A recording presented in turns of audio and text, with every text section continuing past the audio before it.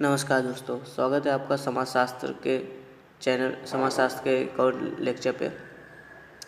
एक वीडियो समाजशास्त्र के ऊपर डाला जा चुका है, जो कि एक हल्का सा बस इंट्रो था कि किस तरह से हम समाजशास्त्र के प्रश्नों का उत्तर देखेंगे, क्या क्या पॉइंट अहम है जो हमको दिमाग में बना कर रखना है किसी भी प्रश्न को हल करने से पहले। ठीक है, अगर आपने नहीं देखा तो वो प्लेलिस्ट में वो वीडियो पड़ा है, आप जाकर देख सकते हैं। ठीक है, तो आज का जो टॉपिक है समाजशास्त्र एक विज्ञान के रूप में। ठीक है, ये अक्सर हर बार आपको सिविल सर्विस के एग्ज़ाम में एक शॉर्ट नोट लिखने के लिए ये ऐसे क्वेश्चन आ जाते हैं। तो देखते हैं, ये अपना लवशना टूल्स चैनल्स, अगर आपने सब्सक्राइब नहीं किया तो इसको सब्सक्राइब कर दें। देखते हैं, क्या समाजशास्त्र एक विज्ञान है? उदाहरण द्वारा स्पष्ट करें। ये जो प्रश्न है ना, इस प्रश्न का झुकाव देखिए क्या है। ये आपको प्रश्न कह रहा है कि आप इसको बताइए कि समाजशास्त्र किस तरह से एक विज्ञान है। ठीक है, आपको इस पे ज़्यादा ध्यान देना है और एग्जाम्पल भी देना है। एग्जाम्पल के द्वारा अपना इसको आपको स्पष्ट करना है। ठीक है, समय से शब्द सीमा भी है 200 शब्द, तो कोशिश करिएगा कि शब्द सीमा में ही हो जाए आपका, ज़्यादा थोड़ा बहुत ऊपर चलेगा पर ज़्यादा ना हो। ठीक है, तो देखते हैं इसका कैसे आंसर लिखते हैं। जैसे पहले हम समझेंगे कि अगर समाजशास्त्र को हमको विज्ञान बताना है तो हमको ये पता होना चाहिए कि विज्ञान क्या है। तो पहले हम बताएंगे विज्ञान क्या है।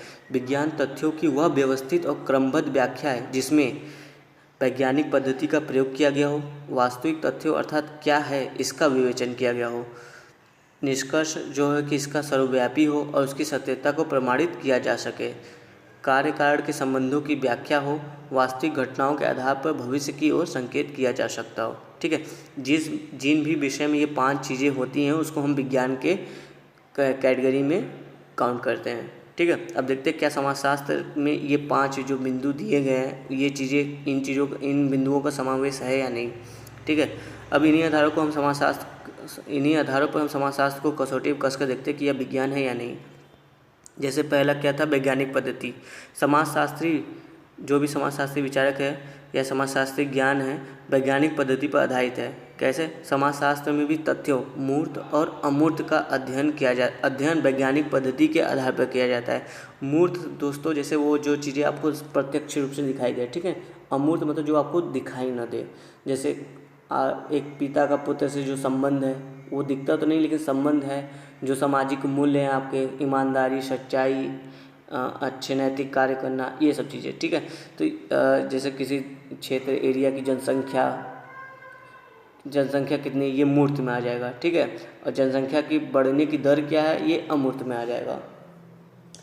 तो यही बोल रहा है कि समाजशास्त्री ज्ञान वैज्ञानिक पद्धति पर आधारित है। समाजशास्त्र में भी तथ्यों का अध्ययन वैज्ञानिक पद्धति के आधार पर किया जाता है। इनमें तुलनात्मक पद्धति तथा प्रकार्यात्मक पद्धति विशेष रूप से महत्वपूर्ण है। प्रकार्यात्मक पद्धति के सबसे बड़े दावेदार जो है कि इमाइल दुर्खिम है हमारे, वो हमेशा प्रकार्यात्मक पद्धति का प्रयोग करते हैं। तथ्यों का वर्गीकरण और प्रामाणिकता को स्पष्ट कर निष्कर्षों को सिद्धांत के रूप में प्रस्तुत किया जाता है। इसमें बताया जाए जो तथ्य हम कलेक्ट करते हैं उसका वर्गीकरण करते हैं, उसको प्रमाणिक कर स्पष्ट कर उसकी प्रामाणिकता को स्पष्ट करके निष्कर्ष निकाल कर सिद्धांत के रूप में उसको प्रस्तुत करते हैं। इस प्रकार समाजशास्त्र में घटनाओं का व्यवस्थित रूप से अध्ययन करने के कारण समाजशास्त्र को एक विज्ञान कहा जाता है। ठीक है, और अब दूसरा पॉइंट क्या था, तो मतलब पहला पॉइंट तो हमारा मैच कर रहा है, वास्तविक तथ्यों अर्थात क्या है इसका विवेचना होना चाहिए। ठीक है, देखते हैं दूसरी बात क्या हमारे समाजशास्त्र में आती है। समाजशास्त्र यथार्थ परिस्थितियों का ही वर्णन करता है। जैसे समाजशास्त्र समाज में विचरण यहाँ पे गलती से हो गया है, यहाँ पे विचलन होना चाहिए। समाज में विचलन होना चाहिए या नहीं, इस पर बात ना करते हुए वह केवल इतना स्पष्ट करता है कि समाज में होने वाले विभिन्न विचलन की प्रकृति कैसी है, यह क्यों होते हैं, समाज को किस रूप से प्रभावित करते हैं। इस प्रकार परिस्थितियों का वास्तविक विश्लेषण करने के कारण भी समाजशास्त्र की प्रकृति वैज्ञानिक है। तो दोस्तों इन शॉर्ट में आपको बताऊं तो ये क्या कह रहा है, जैसे कि समाजशास्त्र क्या है इस पे बात करता है, क्या होगा, क्या होना चाहिए, या क्या हुआ था, क्यों हुआ था, उस पर बात नहीं करता है। ठीक है, कैसे वो जैसे आपको एग्जाम्पल के तौर पर समझाता है, जैसे किसी समाज में विचलन आ गया, विचलन मतलब कि वहाँ की स्थिति खराब हो गई है, तो समाजशास्त्र जो अध्ययन करेगा वो इस बात पर अध्ययन करेगा कि जो ये विचलन है उसकी प्रकृति कैसी है। ठीक है, और समाज को किस रूप से प्रभावित कर रही है, इस पर परिस्थितियों का वास्तविक विश्लेषण करने के कारण ही समाजशास्त्र की प्रकृति वैज्ञानिक है। ठीक है, तो मतलब वो वास्तविक विश्लेषण समाजशास्त्र हमारा करता है। तीसरा क्या है, कि इसका नियम सर्वव्यापी होना चाहिए। तो इसी तरह देखते हैं समाजशास्त्र का भी नियम जो है कि सर्वव्यापी है। कैसे, आपको बताते हैं। समान प्रकृति के समाजों में, मान लो जैसे आपके पास दो समाज है, आप उनको कंपेयर करें, ठीक है, तो दोनों की प्रकृति समान है। समान प्रकृति के समाज में समान कारण का सदैव ही समान प्रभाव होगा। उदाहरण के लिए संयुक्त परिवार में स्त्रियों की स्थिति निम्न होगी, जो अधिक जनसंख्या, निर्धनता तथा बेकारी को जन्म देंगे। और अगर इसी तरह हम विकसित परिवार की बात करें तो जो भी परिवार विकसित होगा वो अपराधियों को जन्म देगा।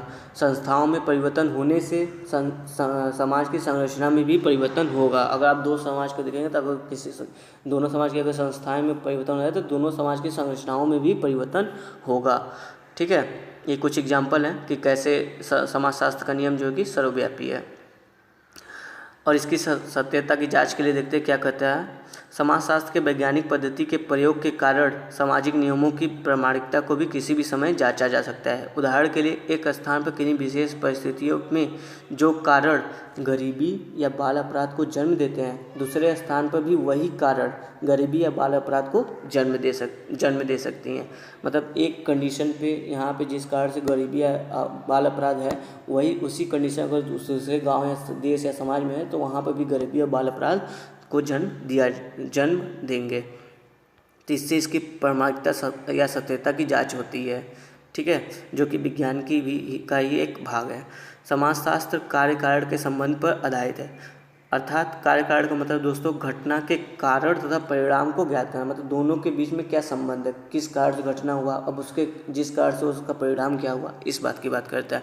इस संबंध में इमाइल दुर्खिम का आत्महत्या का सिद्धांत और मैक्स वेबर की प्रोटेस्टेंट आचार और पूंजीवाद की आत्मा की विवेचना कार्य कारण के सहसंबंधों को स्पष्ट करने वाले सर्वोत्तम उदाहरण है।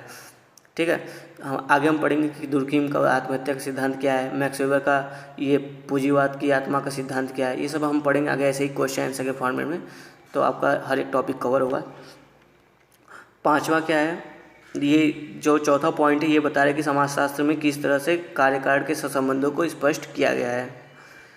पांचवा है समाजशास्त्र वर्तमान के आधार पर भविष्य का संकेत भी करता है। उदाहरण के लिए समाजशास्त्र सामाजिक संरचना के वर्तमान रूप की तो व्याख्या करता ही है, साथ ही यह भी बताता है कि वर्तमान परिवर्तनों के आधार पर भविष्य में सामाजिक संरचना का रूप कैसा हो सकता है। ठीक है, जैसे आज कुछ कंडीशन ऐसी चल रही हैं, मान लो कुछ कंडीशन है आज के समाज में, जैसे आज बेरोजगारी ज़्यादा है और हमारा उद्योग ज़्यादा अच्छा है नहीं, तो हम कह सकते हैं कि भविष्य में भी कम से कम आने वाले 10 सालों में तो बहुत ज़्यादा हमारे यहाँ आर्थिक प्रगति नहीं करेगी। हो सकता है इसमें जब इसकी संरचना में परिवर्तन हो तब जाके आर्थिक प्रगति होगी इस आधार पर। अतः इस प्रकार यह कहा जा सकता है कि समाजशास्त्र के नियम सामाजिक होते हुए भी वैज्ञानिक दृष्टिकोण रखते हैं।